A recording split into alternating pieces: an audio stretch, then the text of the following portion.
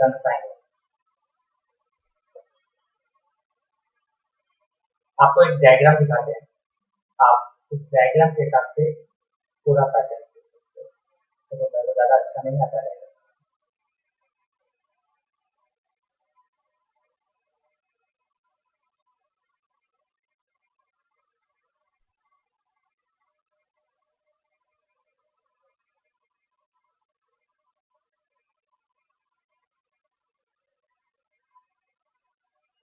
यह है कंसाइनर और यह है कंसाइनर।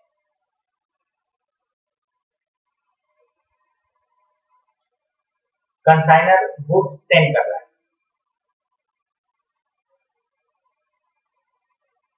तो हम लोग पहले भी सीखे थे कि जब कोई कंसाइनर गुड्स सेंड करता है तो दो प्राइस पर सेंड करता है।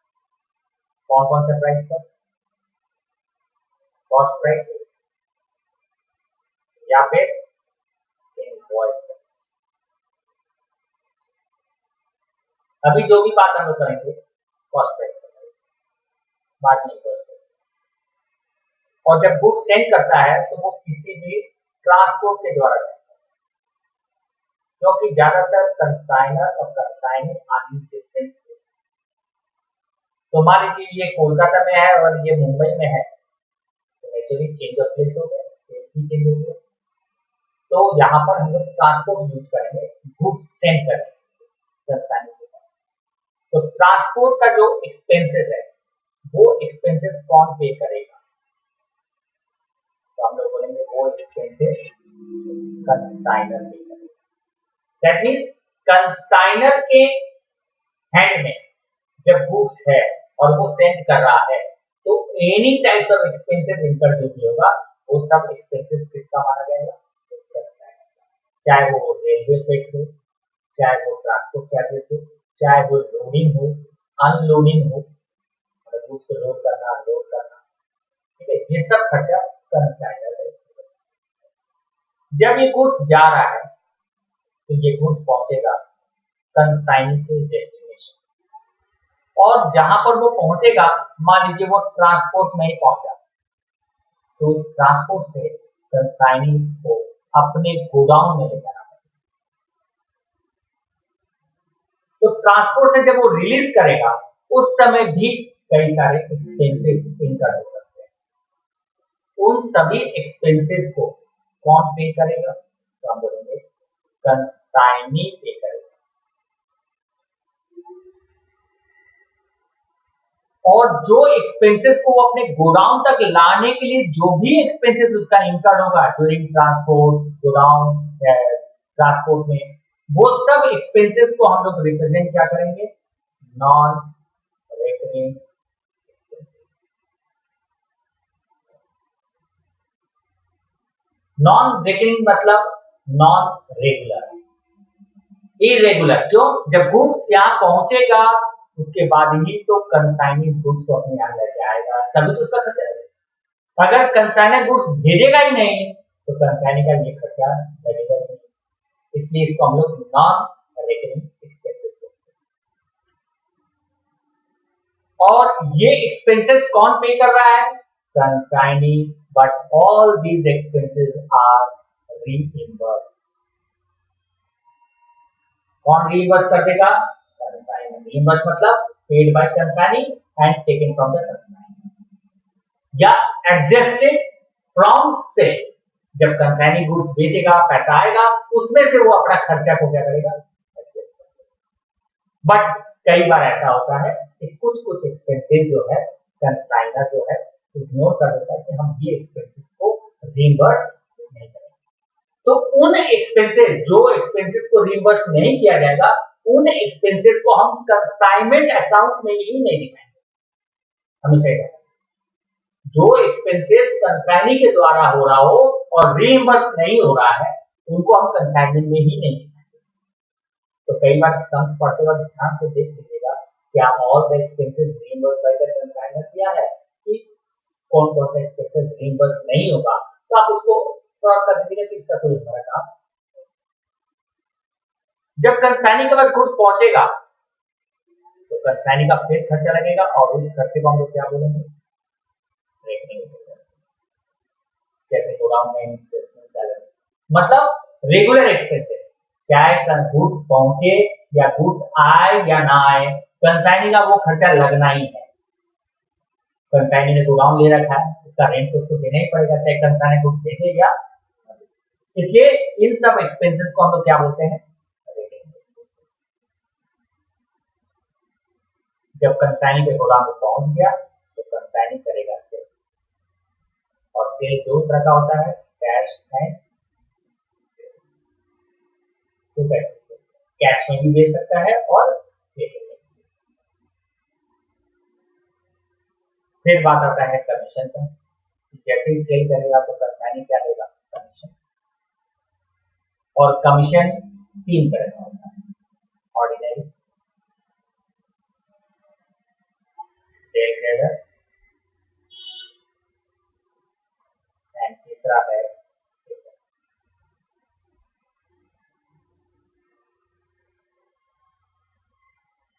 ऑर्डिनरी कमीशन मतलब general commission, there is a terms between consigner and consignee, तो कमीशन जनरेट होता है क्योंकि कंसाइनी को चाहिए उसका सोर्स ऑफ इनकम, और उसका सोर्स ऑफ इनकम है कमीशन, जो कि ऑर्डिनरी वर्ड में हम लोग बोल सकते हैं कि वो किस पर कैलकुलेट करेंगे ये commission, on sale. All types of commission are calculated on sale. कौन सा सेल, कैश क्रेडिट, हम बोलेंगे जब कभी स्पेसिफाइड कर देगा कि कौन से सेल पर हमको कमीशन निकालना है तो हम स्पेसिफाइड सेल करेंगे, अदरवाइज टोटल सेल पर ही हमेशा कैलकुलेशन करेगा। तो जब ऑर्डिनरी कमीशन दे रहा है कंसाइनर तो फिर इन दोनों कमीशन का क्या काम, तो इनका भी कुछ स्पेशलिटी तो होगा। तो डेलकेटेड कमीशन बैठक के लिए, बैठक का मतलब जब क्रेडिट सेल करेगा कंसाइनी तो कस्टमर कई बार पैसा नहीं देगा, और जब पैसा नहीं देगा तो बैठक हो गया। अब इस नुकसान को कौन सफर करेगा, तो हम लोग का एक ही टर्म था कि ऑनर कौन है, तो हम बोलेंगे कंसाइनर ऑनर। तो फिर नुकसान किसका हुआ, लेकिन कंसाइनर इस नुकसान से बच सकता है जिसके लिए उसको कौन सा कमीशन देना होगा। अगर वो कंसाइनी को डेलकेटेड कमीशन दे रहा है तो बैडर का नुकसान कंसाइनी अपने हिस्से में लेगा, मतलब अपने ऊपर लेगा।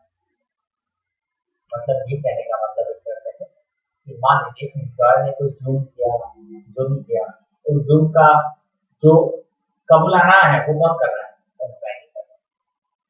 मतलब कंसाइनी के द्वारा बैठक हो रहा है, लेकिन बेयर कौन कर रहा है, कंसाइनी कर रहा है। क्यों, क्योंकि उसको क्या मिल रहा है, बेयर दे रहा है।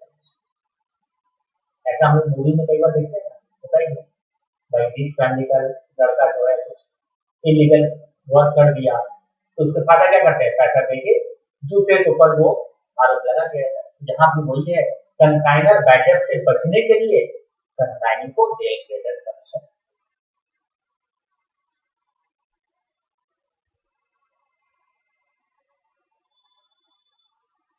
लॉस, अच्छा, स्पेशल स्पेशल कमीशन जो है वो होता है अबव इनवॉइस प्राइस। मतलब इनवॉइस प्राइस पहले भी हमने डिफाइन किया था कि price pre determined by the consigner. Consigner पहले से ही डिसाइड कर लेता है कि उसका प्रोडक्ट किस प्राइस पर बेचना चाहिए, और वो प्राइस कंसाइनी को बता दिया जाता है कि तुमको इस दाम में बेचना है। लेकिन उस दाम से भी ज्यादा अगर तुम बेचोगे, तो जितना एक्स्ट्रा में बेचोगे उस पर तुमको अलग से स्पेशल कमीशन,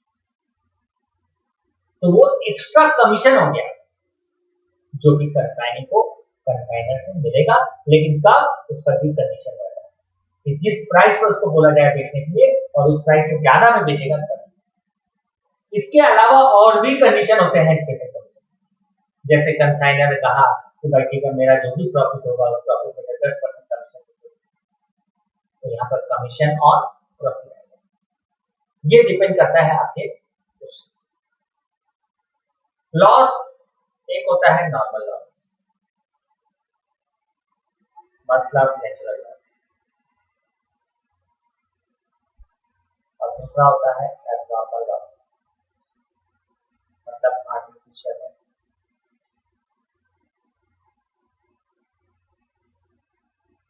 तो नेचुरल लॉस का मतलब नॉर्मल लॉस, जो नेचुरल कैलेमिटीज के द्वारा ही क्रिएट होता है, और नॉर्मल लॉस का कोई भी वैल्यूएशन नहीं होता है, कोई भी वैल्यूएशन नहीं होता, मतलब इन टर्म्स ऑफ मनी मेजरमेंट हम लोग नॉर्मल लॉस का नहीं करते। सिर्फ नॉर्मल लॉस का जो क्वांटिटी है वो मेरा रिड्यूस हो जाएगा, जो तो लॉस हो गया। जैसे एक बंदा दुकान से खरीद के लाए 100 अंडे, घर पहुंचे 95, 5 क्या हुआ? अब आप बोलोगे ये तो एबनॉर्मल लॉस होना चाहिए, नेचुरल लॉस तो है। मानते हैं, हमने एग्जांपल दिया कि ये क्या उस अंडे को क्रैक होने के बाद क्या कुछ बचाया जा सकता है? तो हम उसको नॉर्मल लॉस ट्रीट करिए, मतलब जो मेरा 100 अंडे का पैसा लगा अब वो 95 अंडे का पैसा माना जाएगा। अगर हमने उसको 100 रुपए दे गया है 100 अंडे का, तो वो 95 अंडे का 100 रुपया, तो ऑटोमेटिक कॉस्ट क्या हो गया? इसलिए नॉर्मल लॉस आपके कॉस्ट को इंक्रीज करता है, तो उसका कोई भी मनी मेजरमेंट है, और एबनॉर्मल लॉस मनी मेजरमेंट है, तो आपको उस पर मिलता है इंश्योरेंस क्लेम। तो how to calculate normal loss और एबनॉर्मल लॉस, ये सब आज आप देख सकते हैं। और एक होता है stock on consignment,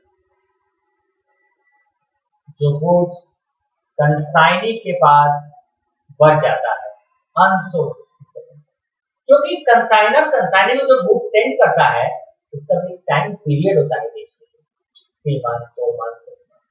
with in that period अगर कंसाइनी सभी गुड्स नहीं बेच सकता है, तो जितना गुड्स उसके पास बचा हुआ है कंसाइनी के पास, उसको कंसाइनर अपना स्टॉक मानता है, और उसी को बोलते हैं स्टॉक ऑन,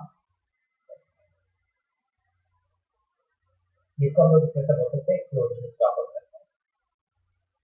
ठीक है, डॉक्यूमेंट्स, 2 डॉक्यूमेंट्स होता है, एक proforma invoice price, proforma invoice, और एक अकाउंट से। परफॉर्मा इनवॉइस कौन बनाता है?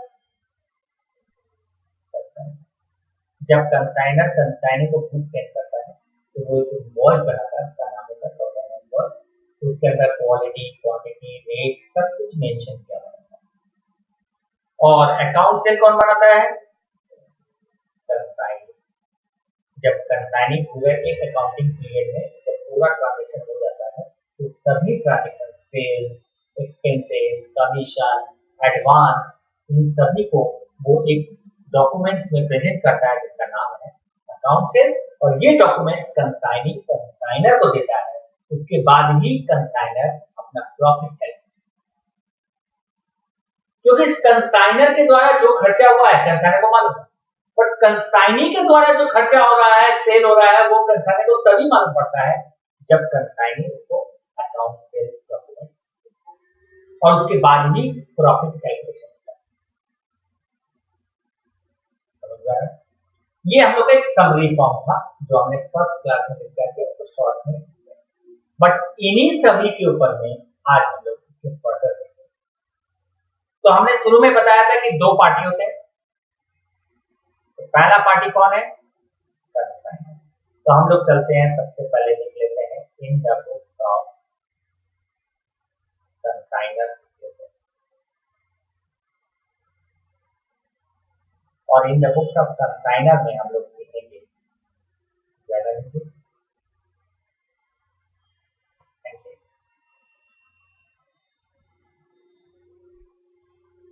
ओके। वैसे तो आपके नोटबुक में हमने सब दिया है, तो यदि आप लोग नोट करना चाहो, समझना चाहो, तो समझाएंगे, नोट करना चाहो तो आपके ऊपर है। तो सबसे पहला एंट्री आपको ये जानना है, goods sent. Consigner goods send कर रहा है कंसाइनी को, जो अभी अभी हमने आपको पूरा डायग्राम देकर बताया, ठीक वही चीज को हम लोग दिमाग में रखते हुए हम लोग को वन बाय वन। तो goods sent by consigner to the consigner, तो उसके पहले हम आपको ये डिस्क्राइब करते हैं लेटर। पहला लेजर बनता है कंसाइनमेंट अकाउंट और दूसरा लेजर बनता है कंसाइनी अकाउंट और तीसरा लेजर बनता है गुड्स सेंट ऑन कंसाइनमेंट।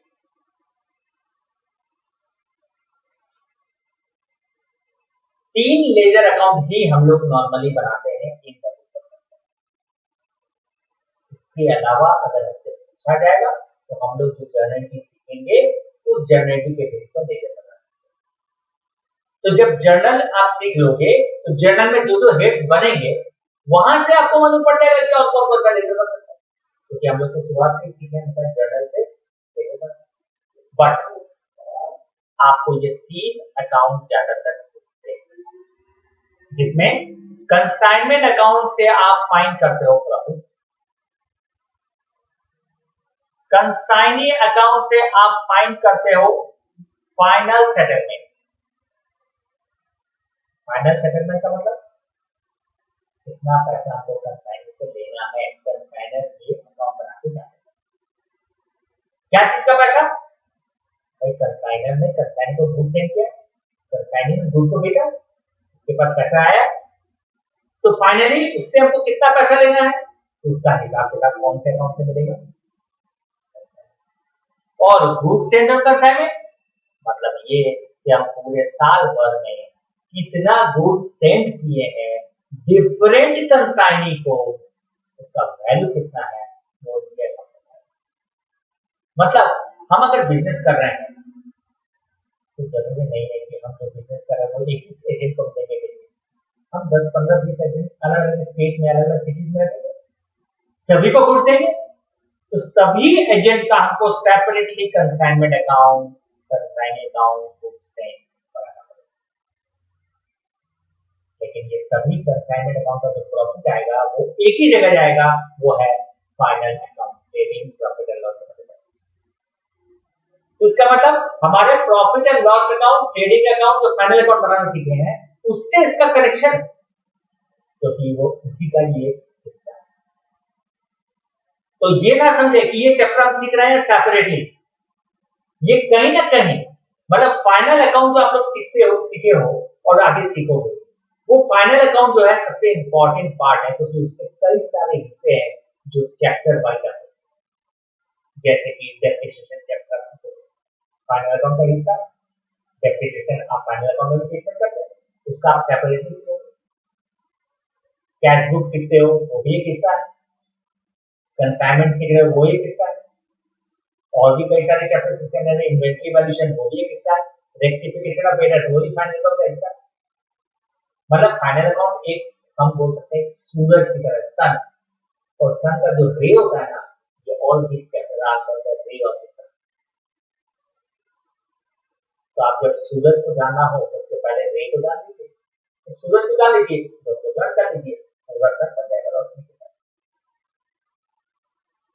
तो आपको हम ये भी बताएंगे कैसे हम लोग कंसाइनमेंट अकाउंट फाइनल अकाउंट में कहां पर क्या ट्रीटमेंट कैसे करेंगे, वो भी आपको एक तरीके से समझाएंगे। इसलिए कंसेप्ट वाइज समझिएगा, ये नहीं कि बस आपको प्रॉफिट निकालना चाहता हूं। तो यहां पर ये तीन अकाउंट खुल रहा है, और तीन अकाउंट में जो कंसाइनमेंट अकाउंट खुलता है इसका प्रेजेंटेशन नॉमिनल अकाउंट की तरह होता है। तुम्हारा बहुत फायदा लगेगा। नॉमिनल अकाउंट, नॉमिनल अकाउंट क्या रिप्रेजेंट करता है? डेबिट का एक्सपेंसेस एंड लॉसेस, क्रेडिट का गेन्स है। तो कंसाइनमेंट अकाउंट भी जब आप बनाओगे लेजर तो डेबिट में ऑल एक्सपेंसेस लिखोगे और क्रेडिट में ऑल गेन्स लिखोगे। किसका? कंसाइनर के लिए। अगर कंसाइनर को लगता है कि कंसाइनमेंट में उसका एक्सपेंसेस हो रहा है तो कंसाइनमेंट अकाउंट पे डेबिट करेगा। जैसे आप लोग ने पहले भी सीखा होगा शायद रीवैल्यूएशन अकाउंट, कहीं ना कहीं सीखा। जब कोई भी एसेट्स बढ़ता घटता है तो एक ही अकाउंट में डाल देते हैं, किसमें? रीवैल्यूएशन। वैसे यहां पर भी कंसाइनमेंट से रिलेटेड जो भी ट्रांजैक्शन होंगे उन सभी ट्रांजैक्शन को हम किस अकाउंट में डाल देंगे? इसका मतलब जो भी एक्सपेंसेस, ट्रांसफर, जो भी चीज हो रहा हो उनमें एक अकाउंट का नाम तो आएगा ही आएगा, और वो नाम किसका होगा? तो जैसे हमने यहाँ बताया गुड्स से कौन कर रहा है, गुड्स से कंसाइनर कर रहा है। तो कंसाइनर के लिए क्या है, इनकम की एक्सपेंसेस?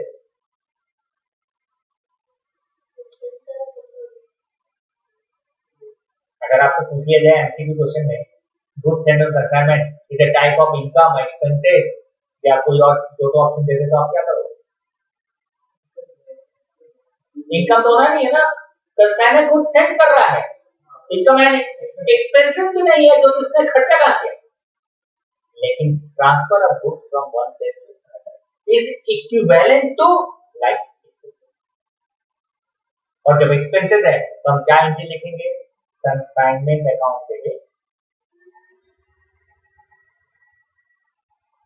तो गुड्स सेंड कर सकते हैं।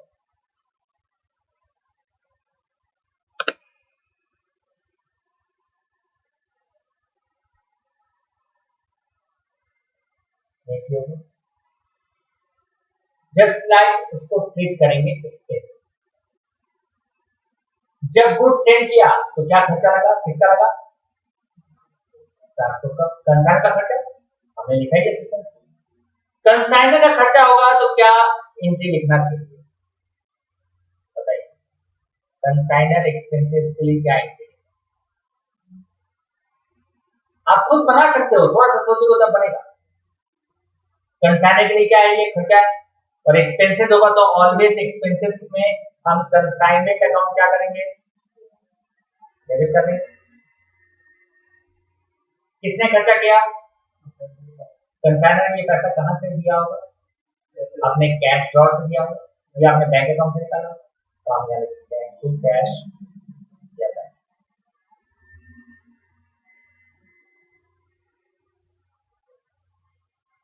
एंट्री याद नहीं करना है, समझ लेंगे तो होता है। जब कंसाइनर ने खर्चा कर दिया, गुड्स सेंड कर दिया, पहुंच गया कंसाइन के पास। ट्रांसपोर्ट में कंसाइनी गया ट्रांसपोर्ट में, गुड्स को रिलीज करवाया, तो वहां पर कुछ फॉर्मेलिटीज पूरा करना, पैसा देना पड़ा, लोड करवाया, अनलोडिंग करवाया और उसको अपने गोदाम तक खर्चा लगा। ये खर्चा कौन पे किया, कंसाइन। इस पे कौन रीइंबर्स करेगा, है तो कंसाइनर का खर्चा, तो हम लोग यहाँ पर लिखेंगे कंसाइनी एक्सपेंसेस। और ये कंसाइनी एक्सपेंसेस चाहे रेकरिंग हो चाहे नॉन रेकरिंग हो, ये सभी खर्चा कौन रीइंबर्स कर रहा है, तो कंसाइनर के लिए खर्चा है, और खर्चा है तो वो क्या करेगा, कंसाइनमेंट अकाउंट क्या कर देगा, डेबिट कर देगा, तो क्रेडिट किसको बनेगा, बैंक कैश। उसने अभी तक तो पैसा दिया ही नहीं है, खर्चा किया ही नहीं है, किसने किया है, तो कंसाइनर।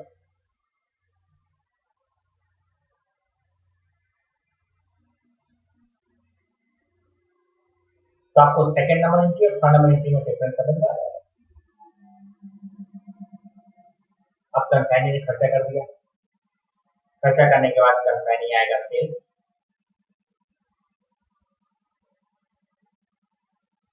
किसने बेचा,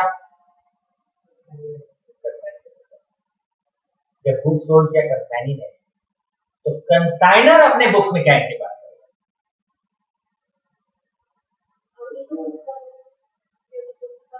जब कंसाइनी ने खर्चा किया था तो भी तो कंसाइनर ने अपने बुक्स में खर्चा का एंट्री लिखा, ठीक है ना। तो जब कंसाइनी गुड सोल्ड करेगा तो कंसाइनर तो जान लेगा कि ये सेल किया हुआ पैसा तो मेरे पास आना है, और गुड्स उसने मेरा बेचा है सेल, और सेल मेरे लिए क्या है, इनकम। इनकम है तो हम कंसाइनमेंट अकाउंट क्या कर देंगे, यहाँ पर क्रेडिट कर देंगे, इनकम आ गई तो कंसाइनमेंट। किसने बेचा, कंसाइनिंग अकाउंट।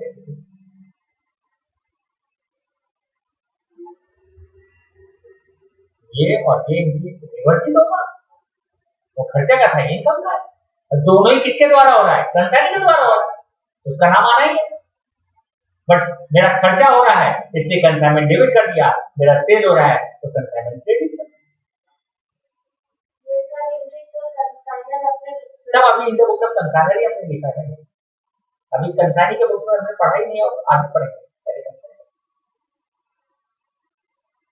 अब बात आ गई क्रेडिट से, ये जो एंट्री था वो कैसे था, बात आ गया क्रेडिट से। अगर क्रेडिट को उसने बेचा है कंसाइनर, तो कंसाइनर अपने बुक्स में क्या करता है,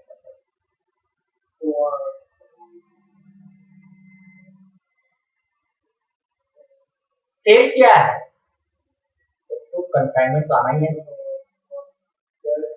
ये तो ठीक है। डेबिट किसको करेंगे,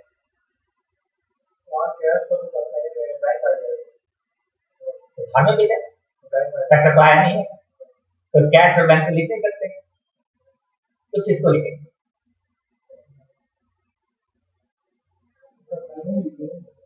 सोचिए उधार में बेच रहा है क्रेडिट में, तो डेटर्स होगा,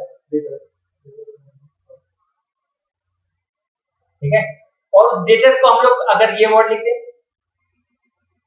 कंसाइनमेंट डेटर्स, तो स्पेसिफाइड हो गया कि ये डेटर्स कंसाइनी के द्वारा पे किया हुआ। अगर सिर्फ डेटर्स लिखेंगे तो कंसाइनर भी जो गुड्स बेच रहा होगा उसका जो कस्टमर होगा वो भी तो डेटर्स है, बट उसको कंसाइनमेंट डेटर्स तो बोलेंगे नहीं क्योंकि वो उसका तो नॉर्मल सेल है, वो तो कंसाइनमेंट सेल थोड़ी कर रहा है, इसलिए हम लोग डेटर्स के जगह में क्या लिखेंगे वर्ड कंसाइनमेंट डेटर्स।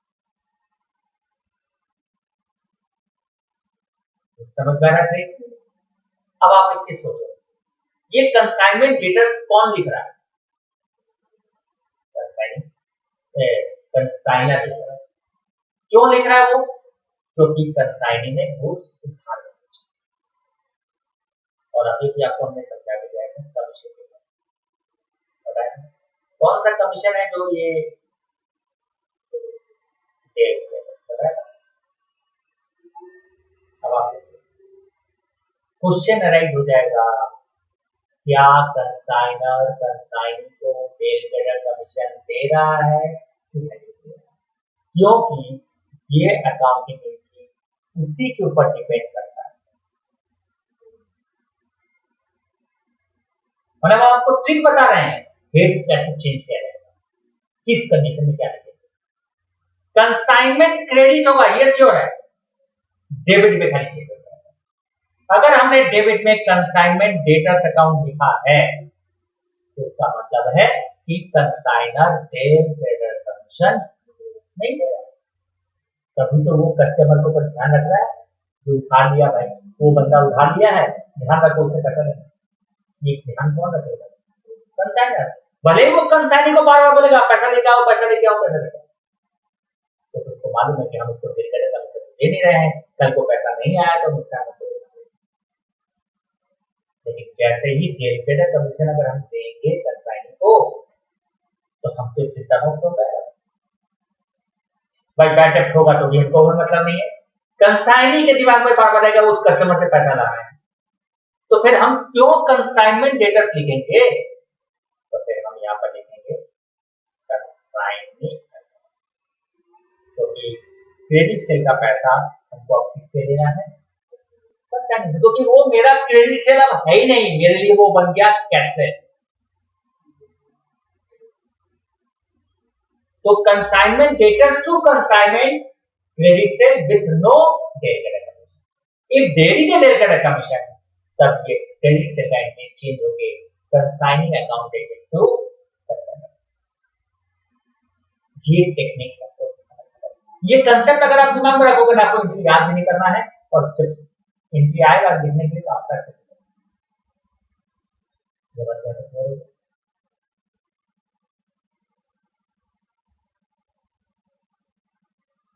मान लीजिए अगर हम रेगुलर कमीशन दे भी रहे हैं और मेरा बैड डेट भी है, हम कंसाइनर तो सोच ही लिया कि हमको कमीशन देना है, अब बैड डेट हो या ना हो, हम थोड़ी सी कमीशन दे रहे हैं और सोचे कि उसका बैड डेट हो जाए तो अच्छा है, हम थोड़ी ये चीज सोचेंगे, हम तो अपने तरफ से ये अपने आप को सेफ्टी मेजर में ले रहे हैं कि किसी भी तरह का बैड डेट होगा तो वो नुकसान मेरा नहीं, बट इसका रेसिप्रोकल इफेक्ट कुछ भी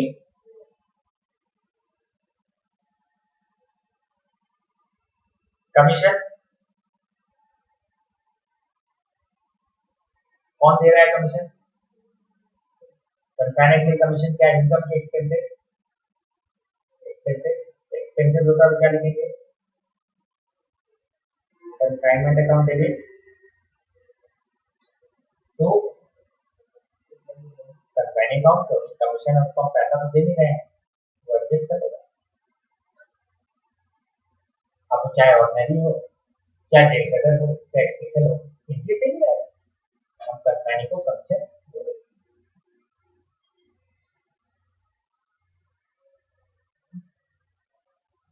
एडवांस,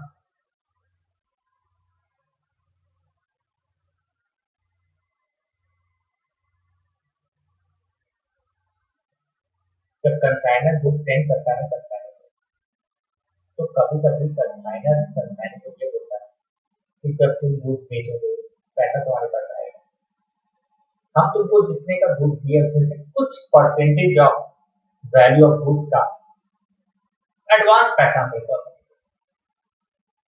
क्योंकि वो एजेंट को ये भी बोलेगा भाई तुम भी तो कुछ पैसा लगाओ इस चीज में, तुम मेरा गुड्स लोगे 6 महीना रखोगे बेचोगे, बिका तो बिका, नहीं बिका तो तुम वापस कर दोगे, तो तुम अगर मेरे को कुछ एडवांस दोगे तुमको भी इंटरेस्ट है कि गुड्स को हमको बेचना है। तो कई सारे कंसाइनमेंट टर्म्स में कंसाइनर कंसाइनी से एडवांस मनी देता है, और वो advance money in terms of cash, cheque या bills of exchange in form में भी देता है कंसाइनर। मतलब अगर कंसाइनर एडवांस पैसा ले रहा है तो कैश अकाउंट डेबिट, अगर चेक ले रहा है तो बैंक अकाउंट डेबिट, और अगर बिल्स ऑफ एक्सचेंज तो बिल्स रिसीवेबल अकाउंट डेबिट। किससे ले रहा है?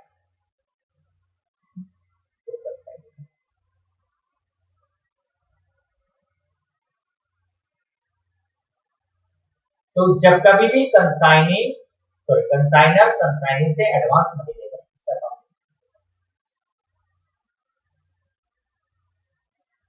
समझ में आ रहा है? नहीं समझ में? कैसे बताएं?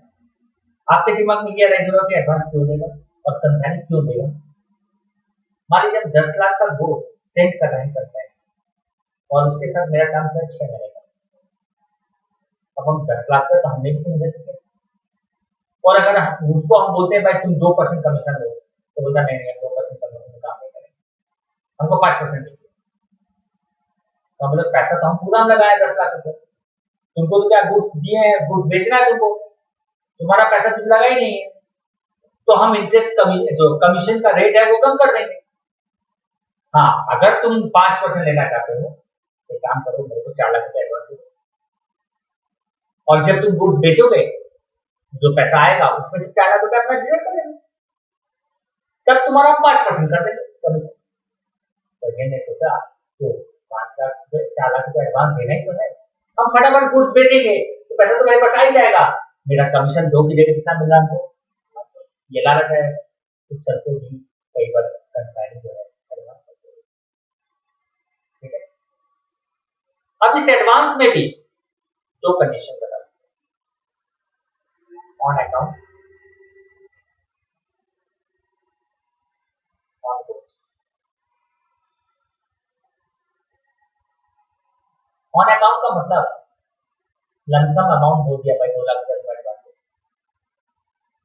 गुड्स हम कितने का भी दे रहे हैं उसको, 5 लाख 7 लाख 10 लाख 15 लाख, हमने उसको कहा ऑन अकाउंट 2 लाख का एडवांस दे दो, बाद में एडजस्ट कर दो, ये वो ऑन अकाउंट।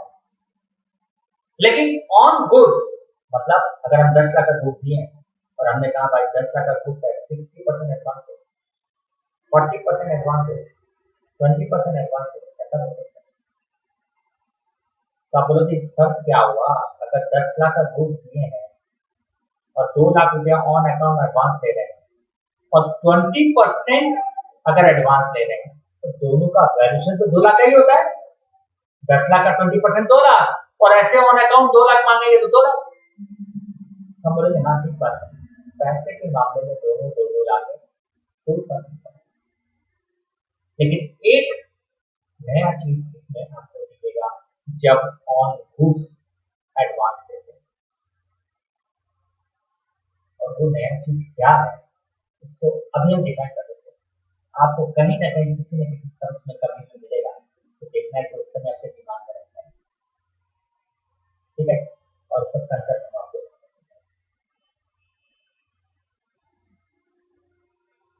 मान लीजिए मैं कंसाइनर हूं, मैंने 1000 क्वांटिटी कंसाइनी को दिया बेचने के लिए और एक क्वांटिटी का 100 रुपया दाम है, तो हमने उसको 1 लाख का गुड्स सेंड किया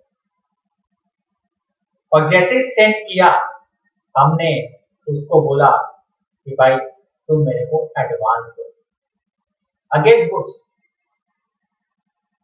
आप डायग्राम में नहीं जाइएगा, हम कहां पर डेबिट में लिख रहे हैं, कहां क्रेडिट लिख रहे हैं, वो फैक्टर अभी आपको नहीं है, हम सिर्फ समझाएंगे।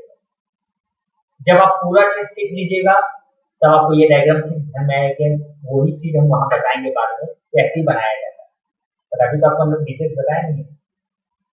तो 1 लाख का जो गुड्स सेंड किया, हमने कहा भाई तुम 20% ऑफ गुड्स वैल्यू एडवांस दे दो, तो एजेंट ने कहा ठीक है ले लीजिए। तो कितना एडवांस देगा कंसाइनी मेरे को? 1 लाख है ना, 1 लाख का 20%, तो मान लीजिए वो मेरे को एडवांस दे दिया, ठीक है। हमने इसको कितना क्वांटिटी दिया था? 1 लाख 1,000 क्वांटिटी तो 1,000 था। अब मान लीजिए पूरे 6 महीने में उसने 800 क्वांटिटी सेल कर दिया, तो उसके पास अनसोल्ड कितना बचा? 200 क्वांटिटी बच गया, जो बेच नहीं सका विद इन 6 मंथ। तब आप क्या करोगे? कंसाइनर बोलेगा कंसाइनी को कि तुमने मेरे को एडवांस दिया था, वो पूरा का पूरा एडवांस इस 6 महीने के सेल से, जो सेल आएगा तो हम लोग यहां लिखते हैं, याद रखिएगा बाद में सीखिएगा, यहां लिखते हैं सेल वैल्यू। तो जितने में भी आप गुड्स बेच रहे हो, मान लो 1.5 लाख में आपने गुड्स बेचा, कितना क्वांटिटी बेचा, बट एडवांस हमने आपसे कितने का लिया था? 1,000 का दिया था ना। गुड्स सेंड जब किया था तो 1,000 क्या था, उस 1,000 क्वांटिटी का 1 लाख वैल्यू था और आपको हम 20% एडवांस मांगे थे, तो आपने 20,000 दिया। तो ये कितने क्वांटिटी का था? 1,000। आपने कितना बेचा? 800।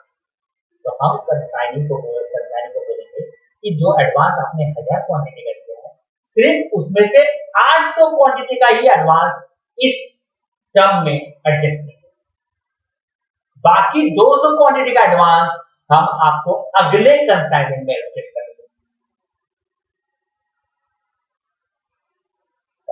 क्या समझ नहीं है, मतलब ही नहीं समझ में। मतलब इसलिए नहीं आया कि यहाँ पर आपने सेल जो लिखा है वो कितने क्वांटिटी का है और ये एडवांस कितने क्वांटिटी का है। तो आप वापस से रिवर्स कीजिएगा, डेबिट साइड में बैलेंस शीट और 200 क्वांटिटी का एडवांस वापस से रिवर्ट कर दीजिएगा। रिवर्ट इसको बोलते हैं। जब हम आपसे एडवांस ले रहे हैं on the basis of goods, not on account. Meaning समझे, थोड़ा सा डीपली मीनिंग है और ये हम समझाते हैं, आपको क्लियर हो। मेरा ये कहने का मतलब है कि आज अगर ये 200 क्वांटिटी का एडवांस हम अगर डेबिट लिखते हैं, कितना होता है ये पहले बताइए। 1,000 क्वांटिटी का एडवांस था, 20,000 का, तो 200 क्वांटिटी का एडवांस कितना होगा? यूनिटी मेथड देते हैं, 20,000 रुपया जो है वो 1,000 क्वांटिटी का, तो 200 क्वांटिटी जो बच गया वो कितने का हो? ये हुआ 4,000 डेबिट में लिखा गया। अब आप देखो, जब 20,000 से माइनस 4,000 कीजिए तो कितना आता है? 16,000। तो हम उसको बोलेंगे तुम 16,000 रुपए ही एडजस्ट करो। अब कौन एडजस्ट करेगा? कंसाइनी, क्योंकि कंसाइनी ने 1.5 लाख में गुड्स बेचा उस 1.5 लाख में से एडवांस कितना एडजस्ट करेगा? 16,000। 4,000 एडवांस, उसका carry forward to balance sheet लिखने का मतलब carry forward to the next consignment, क्योंकि इसने आगे चलो क्लास लेंगे।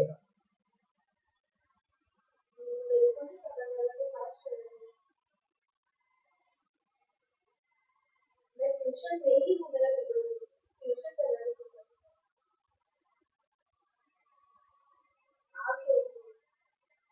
तो नहीं है क्या तो कैसे करते हैं क्या? हाँ, तो आगे ट्यूशन में तो बाहर तो देखो एक बार वेट कर रही हूँ तुम्हारे ट्यूशन लिखने के बाद है तो तुम बोलो उस में बैठ जाए। नहीं तो हाँ रुक जाओ। वो कैसे पढ़ने में मुझे ये बता रहे हैं तो अच्छा नहीं जाओ तो क्लास नहीं, वो बल्कि शिवल का भी तो क्लास है, तुम्हारा नहीं है। मेरा है पर मैं उसको लेट बुलाऊंगा।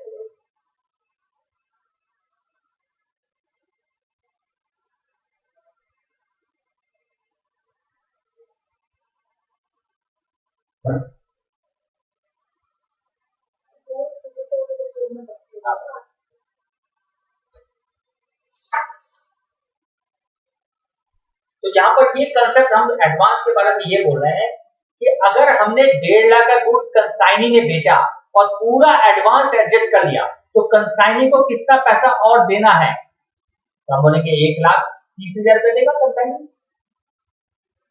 कंसाइनी ने एजेंट ने 1.5 लाख में माल बेचा, उसने एडवांस मेरे को कितना दिया? 20,000।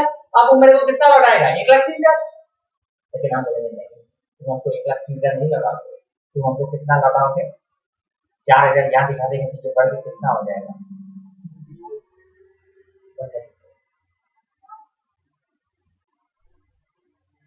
हाँ उसका भी क्लास चल रहा है, तब तक तुम ले लो फिर बाद में। हाँ नहीं तुम क्लास में बैठे आयुष नहीं आएगा और कोमल किसी के साथ कितना में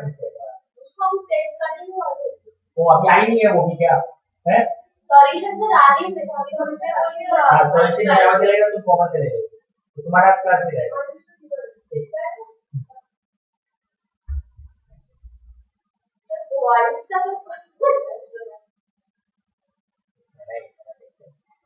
तो यहाँ कहने का मतलब ये कि 1,34,000 बाय बैंक लिखने का मतलब consignee given money 1,34,000 to the consigner, जबकि इसको देना कितना चाहिए? 150 में से -20 130 देना चाहिए ना। तो कंसाइनर का नहीं, तुम हमको 1,34,000 वापस करो, क्योंकि हम सिर्फ उतने ही गुड्स का एडवांस एडजस्ट करेंगे जितना गुड्स तुमने बेचा है। जो गुड्स तुम्हारे पास पड़ा है उसका एडवांस हम अभी एडजस्ट नहीं करेंगे। हम तुमको एडवांस किस लिए दिए? 6 महीने में पूरे गुड्स को बेचने के लिए। तुमसे एडवांस हमने किस लिए लिया? कि सब गुड्स को बेचो, लेकिन तुमने जितना गुड्स नहीं बेचा उतने का एडवांस हम अभी एडजस्ट नहीं करने देंगे। जब अगला कंसाइनमेंट में तुम बेचोगे तब वो एडवांस एडजस्ट करेंगे। ये कहेगा। तो जब भी एडवांस अगेंस्ट गुड्स रहेगा तो ये पॉइंट याद रखिएगा कि जितना अनसोल्ड गुड्स है उतने का एडवांस कैरी फॉरवर्ड। वो जब हम लेजर अकाउंट बताएंगे तब हम आपको वापस इंडिकेट करेंगे, बट ये कंसेप्ट ध्यान रखना है कि on the basis of advance जितना गुड्स अनसोल्ड होगा that advance should be carry forward to the next consignment. और अगर ऑन अकाउंट होगा तो फिर कोई भी एडवांस कैरी फॉरवर्ड नहीं होगा, पूरा का पूरा एडवांस इसी कंसाइनमेंट में क्या करते हैं। ठीक है,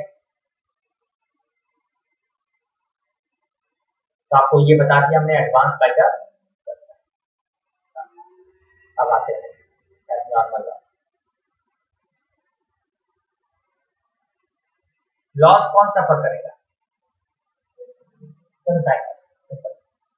और कंसाइनर लॉस सफर करेगा तो लॉसेज एंड एक्सपेंसेस हमने जो कहा कंसाइनमेंट में, बट ये किस टाइप का लॉस है? अगेंस्ट गुड्स, गुड्स डैमेज होना, चोरी होना, आग लग जाना, इस तरह का डैमेज होने पर हमारा लॉस होता है। तो फिर उसका एंट्री हो जाता है हम लोग का normal loss account debit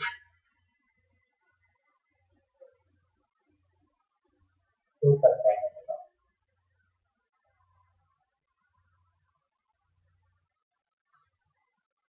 अब आप बोलोगे अभी तो आपने कहा कि एक्सपेंसेस में लॉसेस होता है तो कंसाइनमेंट डेबिट होता है, बट यहाँ तो लॉस हो रहा है, फिर भी कंसाइनमेंट यहाँ पर क्या हो रहा है, कंसाइनमेंट अकाउंट क्रेडिट हो रहा है। नहीं, क्योंकि जब आप गुड्स सेंड करते हो तो कंसाइनमेंट अकाउंट के आप डेबिट में लिखते हो गुड्स सेंड, और इसी गुड्स का रास्ते में या गोडाउन में डैमेज या चोरी हो जाएगा, तो फिर इसी गुड्स को कम करने के लिए हम बाय साइड में लिखेंगे, तभी तो मेरा बैलेंस्ड प्रॉफिट आएगा, क्योंकि जो गुड्स डैमेज हो गया उसको तो मेरा प्रॉफिट होना ही है। तो उस गुड्स को हम क्या करेंगे, टोटल गुड्स सेंड में से हटाना पड़ेगा ना, तो जब गुड्स सेंड को हम डेबिट में लिखेंगे तो नॉर्मल उसको कहां पर, तो कंसाइनमेंट अकाउंट यहाँ पर क्या हो रहा है, क्रेडिट, इसलिए हमारा एंट्री क्या बन गया है, नॉर्मल लॉस अकाउंट। और इस लॉस का हमको क्या मिल जाता है, इंश्योरेंस क्लेम। तो इंश्योरेंस क्लेम अकाउंट डेबिट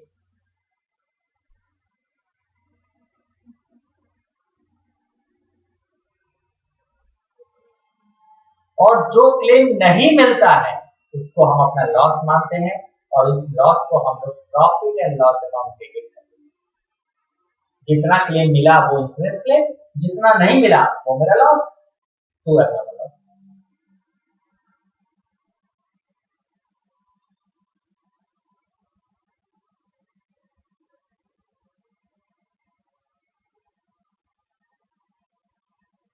ये दो भी हम लोग पास करते हैं इन केस ऑफ। और अगर क्लेम नहीं मिला तो सीधा लिखेंगे profit and loss account debit, और पूरा क्लेम मिल गया तो लिखेंगे insurance claim account debit to. और अगर इन दोनों को कंबाइन कर दें कैसे, कैंसिल हो, क्या एंट्री बन गया, insurance claim account debit profit and loss account debit to, ये लॉस का एंट्री होगी।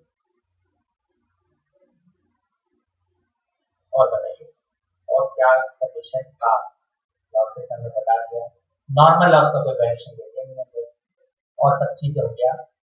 और एक है बैड, ये तो हमने बता ही दिया ना, नहीं बैड में नहीं बताया, हमने सिर्फ सेल्स का बताया।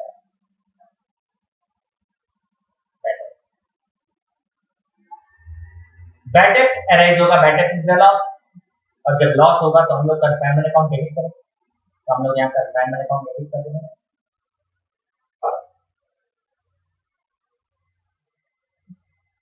तो कंसाइनमेंट डेटर्स अकाउंट,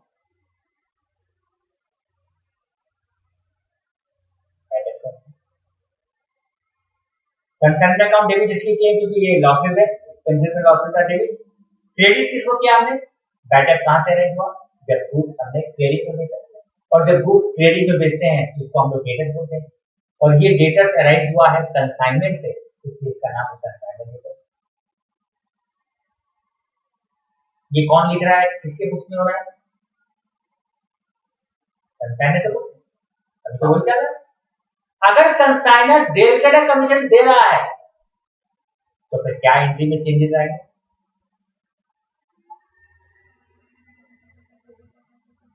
अगर मैं कंसाइनर को डेल का कमीशन दे रहा हूं तो इस एंट्री में क्या चेंजेस होंगे,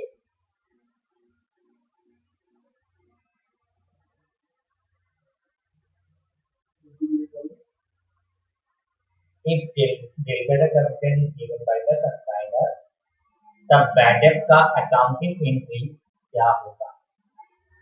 अभी तो हमने जो बताया नो डेलीगेट कमीशन, ठीक है, और अगर डेलीगेट कमीशन दे रहा है तो क्या एंट्री होना चाहिए, कंसाइनर के अकाउंट में, हाँ मतलब कंसाइनर के बुक्स में, कंसाइनर अकाउंट डेबिट हो जाएगा, पैसा वहां से आएगा, consignment account debit to consigning account. Consignment account debit to, consigning account. मतलब आप कहना चाहते हो कि इसकी जगह में आप लिखोगे टू कंसाइनिंग। और टू लिखेंगे टू डेबिट। अच्छा ये बताइए, ये बैड डेट जो है ये कैसे अराइज हुआ? हम स्टार्टिंग से करते हैं, कब अराइज हुआ या किस कारण से अराइज हुआ? जब कंसाइनी ने उसको क्रेडिट किया। सही बात है, ये बात होती है। और जब कंसाइनी गुड्स क्रेडिट में बेच रहा है तो ये इंस्ट्रक्शन किसने दिया होगा? कंसाइनर ने दिया होगा। ये उदाहरण दे दो। उसके बाद जब आपको ये मालूम पड़ रहा है और कंसाइनर ने ये देखा कि भाई वो जब क्रेडिट में बेच रहा है तो हम क्यों नहीं इसको दो डेल करें कमीशन दे दें। तो हमने कहा कि जब उसको डेल करें कमीशन दे देंगे तो फिर कंसाइनर क्या उस कस्टमर के ऊपर ध्यान रखेगा जो क्रेडिट में बेच रहे? तो जब उस कस्टमर ने बैटअप कर दिया तो क्या हम उस बैटअप पर ध्यान रखेंगे? क्यों रखेंगे? हम डेल करें कमीशन दे रहे हैं, कंसाइनी समझेगा तो मेरे लिए बैटअप है ही नहीं। कंसाइनर अपने बुक्स में बैटअप का कोई भी एंट्री पास करेगा ही नहीं ना, क्यों करेगा? तो वो गया ना कैश के साथ। जब उसमें हमने बताया था, जब क्रेडिट सेल किया था तो हमने क्या बताया था यहाँ पर क्रेडिट सेल पर? Consignment debtors to consignment. जैसे ही क्रेडिट सेल से डेल करें कमीशन अगर हम देंगे तो फिर हो जाएगा consignee account debit to consignment. मतलब यहाँ पर डेटर्स का नाम ही नहीं आया। अब उस डेटर्स के द्वारा बैटअप होगा तो बैटअप का नाम भी क्यों लीजिएगा?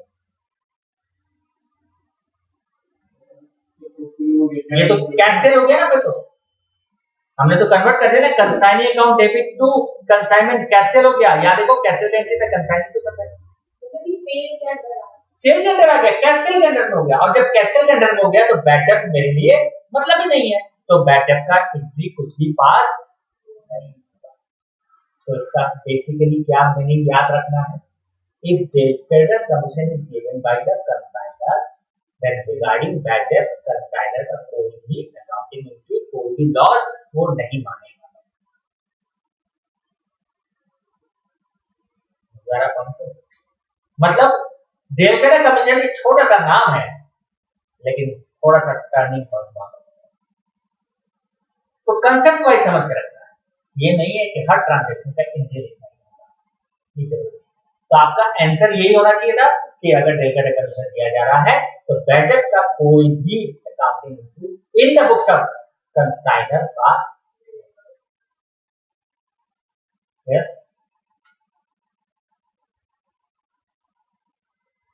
स्टॉक ऑन कंसाइनर,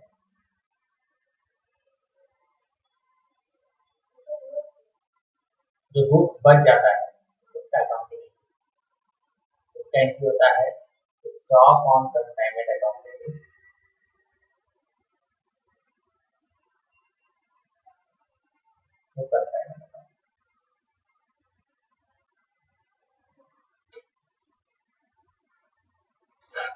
ये हम लोग अकाउंटिंग की बात करेंगे। तो आप बोलोगे ये कैसे क्या होगा? जैसे हम लोग ट्रेडिंग अकाउंट बनाते हैं ना, सारे अकाउंट क्लोजिंग स्टॉक कहाँ दिखाते हैं? ट्रेडिंग अकाउंट में क्लोजिंग स्टॉक कहाँ पर रहेगा? ट्रेडिंग में। तो फिर डेबिट में हम परचेज करते हैं, उस परचेज में से ही वो स्टॉक बचा हुआ है। वैसे ही यहाँ पर गुड्स सेंट ऑन कंसाइनमेंट में से ही ये स्टॉक बचा हुआ है। और गुड्स सेंट को हम कहाँ दिखा रहे हैं? डेबिट में, इसलिए स्टॉक ऑन कंसाइनमेंट कहाँ दिखा रहे हैं? क्रेडिट में, इसलिए कंसाइनमेंट अकाउंट क्रेडिट।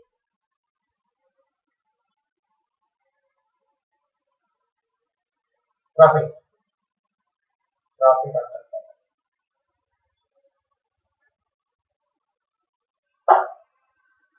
प्रॉफिट होगा तो कंसाइनमेंट अकाउंट डेबिट,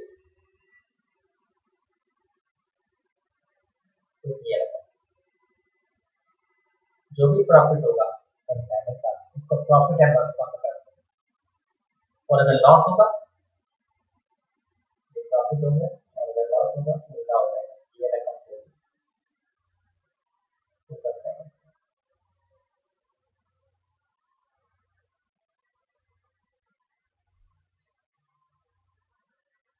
तो कंसाइनर अपने बुक्स में इन सभी टॉपिक के ऊपर में अकाउंटिंग की क्लास। तो आपसे अगर पूछा जाए मार्गदर्शन एंट्रीज, तो जितने भी ट्रांजेक्शन होंगे कंसाइनमेंट उन पर 1 by 1 करके आपको अकाउंटिंग की क्लास। ये बात समझ में आ गई। ये बात था जनरल। और अगर लेजर बनाता है तो सबसे पहले कंसाइनर कौन सा अकाउंट बनाएगा? हम यहाँ पर ऊपर में लिखिए कंसाइनमेंट ऐसे अकाउंट, बट जब सम बनाएंगे तो पूरा डिटेल के साथ लिखेंगे कि कैसे अकाउंट ऊपर में लिखा जाता है और कैसे हम लोग को प्रेजेंट करना होगा। अभी आपको हम समझाएंगे। कंसाइनमेंट अकाउंट को 2 पार्ट में डिवाइड कर दिया जाता है। देखिए पार्टीशन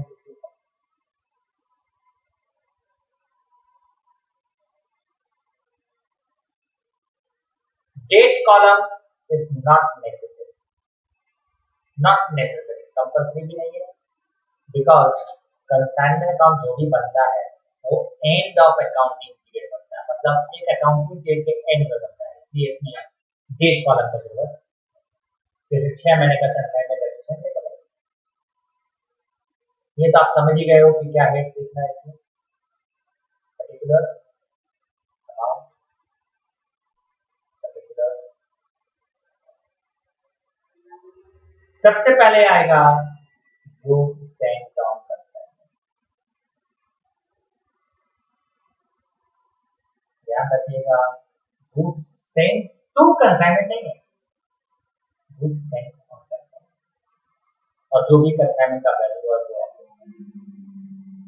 इसके ये कंसाइनमेंट अकाउंट स्पेसिफिकली बस एक कंसाइनी और कंसाइनर के बीच में होगा।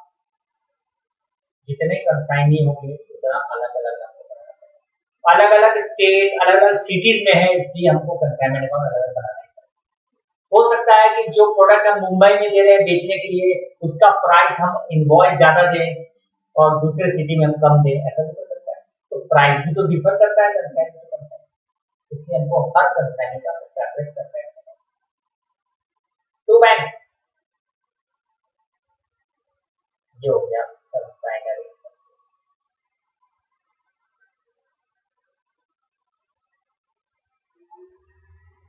तो आपको जर्नल का मैं बताया, पर हम ये नहीं बोलेंगे कि जर्नल के हिसाब से आप कुछ बहुत समय लगेगा। तो फॉर्मेट को भी आप थोड़ा सा मेमोरी में रख लीजिएगा कि डेबिट में क्या बोलूंगा और कैश।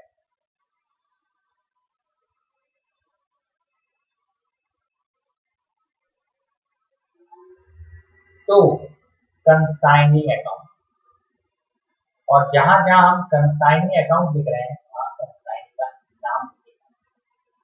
नहीं तो कैसे पहचान में कंसाइनी 10 तो मेरा है तो 10 में कंसाइनी लिखेंगे तो कंफ्यूज हो जाएंगे। तो कंसाइनी का हम नाम, और ये टू कंसाइनी अकाउंट क्या चीज के लिए है? Recurring expenses and non recurring. जो भी पर्टिकुलर नाम होगा उस नाम के साथ अमाउंट होगा। तो कंसाइनी अकाउंट कमीशन, कंसाइनर के लिए तो खर्चा है ना, चाहे वो ऑर्डिनरी हो चाहे वो रेगुलर हो। सर कंसाइनी जो रेगुलर ट्रांजेक्शन वाला एक्सपेंसेस है, ये तो अभी हुआ नहीं है, तो अभी ट्रांसफर हो पहले से कैसे कंसाइनर अपने कंसाइनी में अकाउंट से भेजा होगा और तभी भेजेगा जब एक अकाउंटिंग पीरियड कंप्लीट हो जाएगा, उसके बाद ही अकाउंट बना रहा है। तो उससे मतलब उसको मालूम पड़ जाएगा अकाउंट से इसमें कंसाइनी के द्वारा रेकरिंग खर्चा कौन सा हुआ है, नॉन रेकरिंग खर्चा। तो कंसाइनमेंट लेकर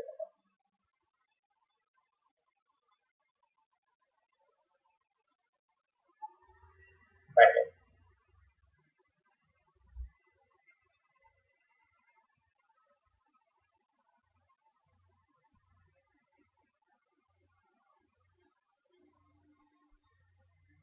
में समझा आगे। अगर आपके कमीशन में डेल क्रेडिटर है तो ये यहाँ नहीं आएगा, और डेल क्रेडिटर नहीं है तो यार इसका मतलब है डेल क्रेडिट कमीशन सूरज की रोशनी की तरह है। अगर वो डेबिट साइड में आ गया उसका बैकअप जो है वो दीपक की रोशनी की तरह है। सूरज की रोशनी के सामने दीपक का रोशनी वो कम दिखता है। तो फिर क्या होगा, जैसे ही सूरज का रोशनी यहाँ दिखेगा तो दीपक का रोशनी यहाँ से बन जाएगा, और जब सूरज का रोशनी यहाँ पर नहीं रहेगा तो दीपक का रोशनी यहाँ पर आ जाएगा। और आप बोलोगे दीपक ही नहीं है, तो दीपक है या नहीं है, सूरज का रोशनी है तो दिखाई देगा। और आप बोलेगा सूरज ही नहीं है दीपक है, तो बोलिए जब अगर सूरज जब नहीं है तो दीपक तो दिखाई देगा। चीज आप समझ लीजिए। मेरी बात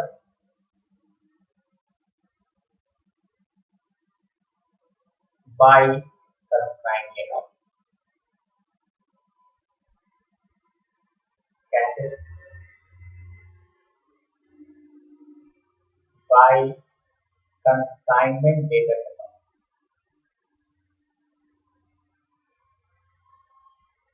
ठीक है, समझ आया? मतलब कंसाइनमेंट इसको कंसाइनमेंट भेजा था। कंसाइनर ने उधार में भी बेचा है, कैश में भी बेचा, कैश में बेचा है तो कंसाइनर जो कंसाइनर का नाम लिखेगा, और क्रेडिट में बेचा है तो कंसाइनर। अब आपको एक और चीज पता है, डेट का कमीशन अगर दे रहा है तो हम कंसाइनर है, अगर हम कंसाइनर को डेट का कमीशन दे रहे हैं तो हम दो चीज से फ्री हो जाएंगे। क्या चीज से? एक, क्रेडिट सेल करेगा उससे भी फ्री, हमको कोई मतलब नहीं उधार में बेचेगा, बैकेट होगा उससे फ्री। इसका मतलब डेट कमीशन अगर यहाँ पर दिखा रहे हैं तो ये तो अपने आप ही हट जाएगा, बता दिए, और ये भी हट के क्या बन जाएगा, ये हट के यहाँ पर ये अमाउंट जो है वो इसके साथ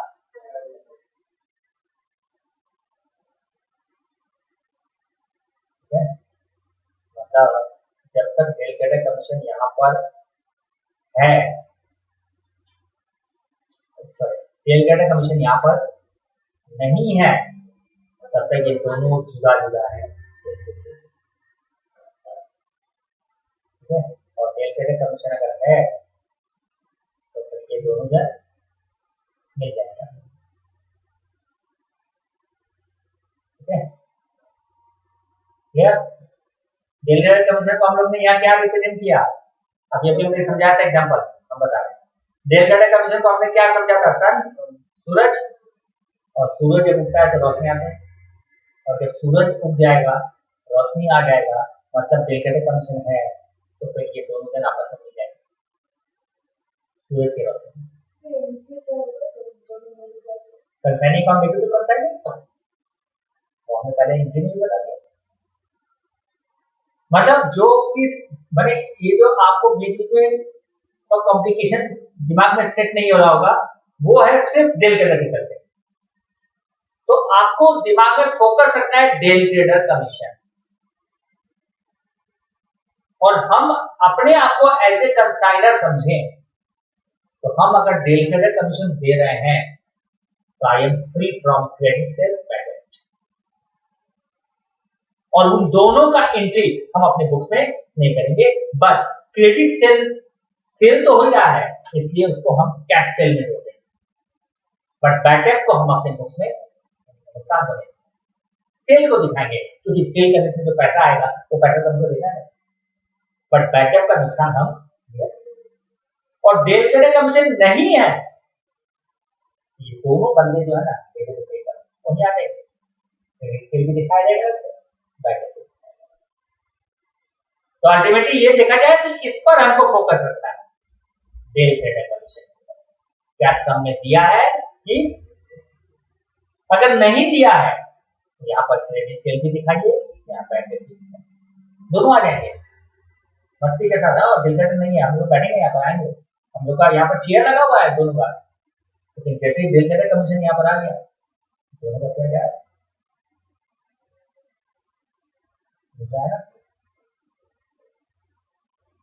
बाई एबनॉर्मल लॉस, किसी भी तरह का लॉस होगा एबनॉर्मल लॉस, या फिर चाहो तो आप by insurance claim and by profit and loss account, बताया था ना अभी काट के। तो आप दोनों में से कोई एक कर सकते हैं, या तो पूरा वैल्यू ऑफ एबनॉर्मल लॉस यहाँ पर दिखाइए, और या फिर इंश्योरेंस क्लेम और जितना लॉस, जितना क्लेम नहीं मिला वो तुम्हें, दोनों में से कोई एक अल्टरनेटिव कंडीशन आप लें। स्टॉप कौन सा है, जो गुड्स बच जाएगा उसका वैल्यू। अब आप इन दोनों का बैलेंस करोगे, जो भी बैलेंस करने से आएगा, अगर डेबिट में आएगा तो to profit and loss account profit, और लॉस आएगा तो by profit and loss account.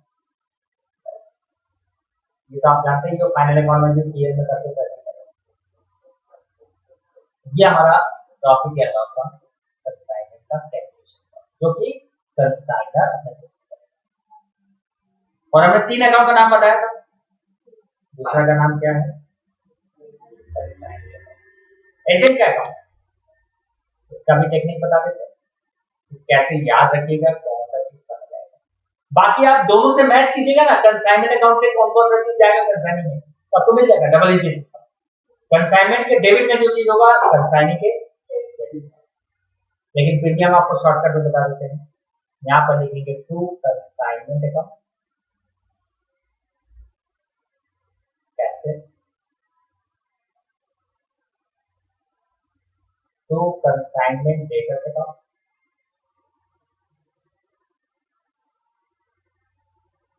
Collection from debtors. क्या होता है कलेक्शन फ्रॉम डेटर्स? हमने उधार में गुड्स बेचा 50,000 का, ठीक है, उसमें से उसने मेरे को 40,000 दे दिया,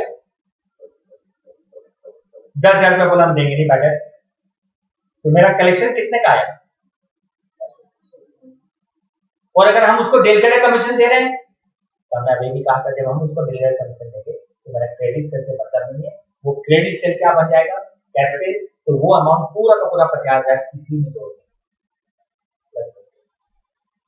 तब हमको ये कंसाइनमेंट डेटर्स कलेक्शन लिखने का जरूरत। इसका मतलब एक ही पॉइंट होता है, if there is a del credere commission तो कंसाइनमेंट डेटर्स का नाम कहीं नहीं है। जो क्रेडिट सेल है वो कैश सेल बन जाएगा, और जो बैड डेट है उसको तो हम देखेंगे। और तीसरा है इंश्योरेंस क्लेम। क्या मतलब होता है इंश्योरेंस क्लेम? जो लॉस हुआ नॉर्मल लॉस, उसके अगेंस्ट में जो क्लेम मिला, किसको मिला? अगर कंसाइनर को मिला है तो वो सीधा उसके बैंक अकाउंट में पैसा चला जाएगा, और अगर वो क्लेम कंसाइनी को मिला है तो कंसाइनी वापस किसको लौटाएगा?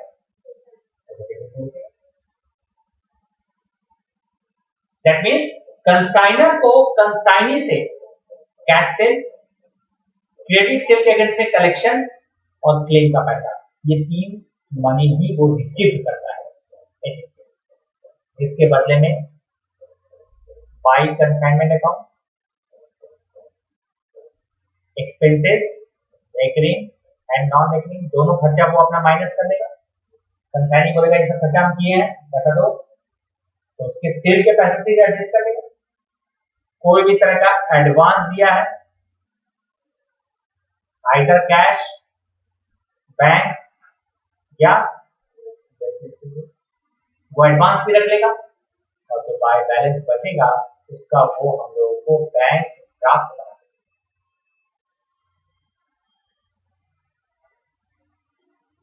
देगा।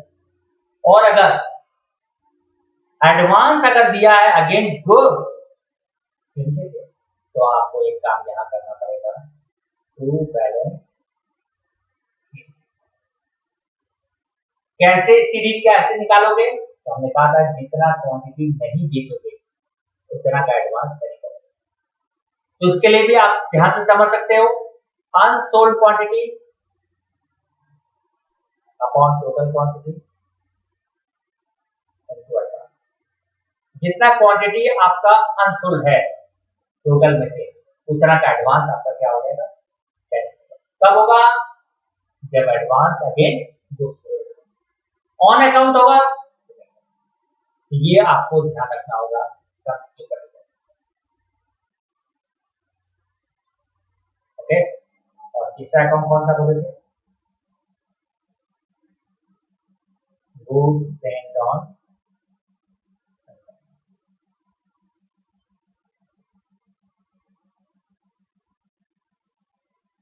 आपने कंसाइनमेंट अकाउंट में लिखा था by two goods and on consignment, लिखा था ना, पहले ही तो नाम लिखा था, इसलिए गुड्स एंड ऑन कंसाइनमेंट में बाय कंसाइनमेंट लिखेंगे और इसको क्लोज कर देंगे पेड में,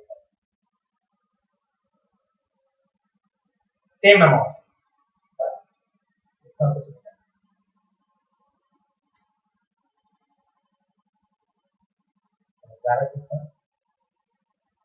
ठीक है, तो 3 लेजर अकाउंट और जनरल केस, ये कंप्लीटली पूरा सेट था इन the books of,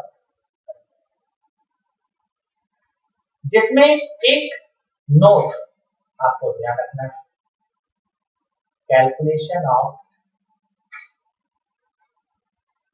loss in transit, loss in godown, steel in transit and stock on consignment.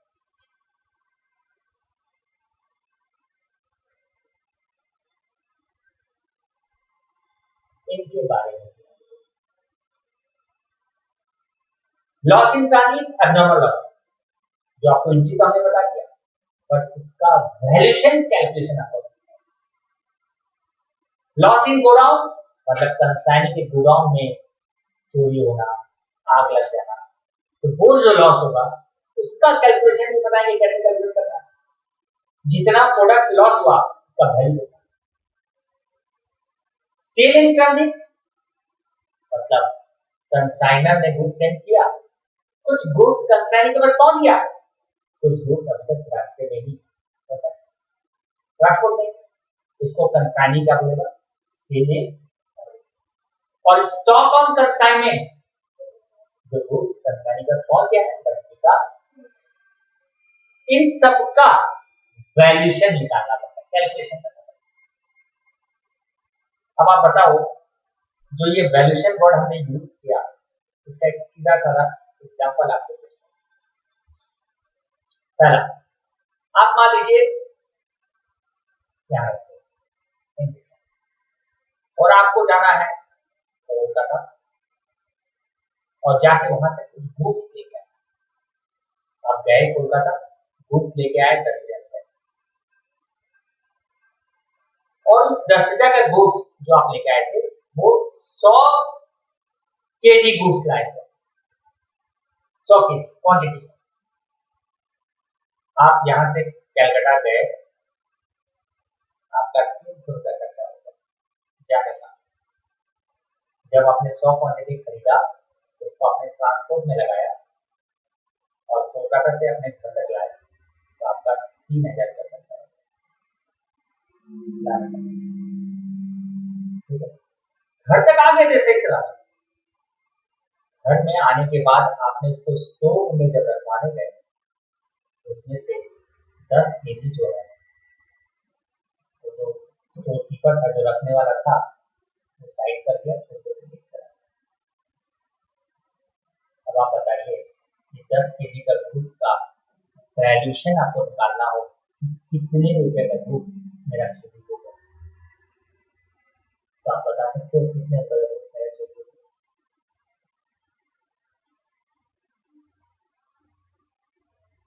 तो आप बोलोगे 10,000 रुपए का गुड्स हमने खरीदा था, 100 केजी खरीदा था, 10 केजी डैमेज हो गया, मतलब चोरी हो गया, कितना हो गया।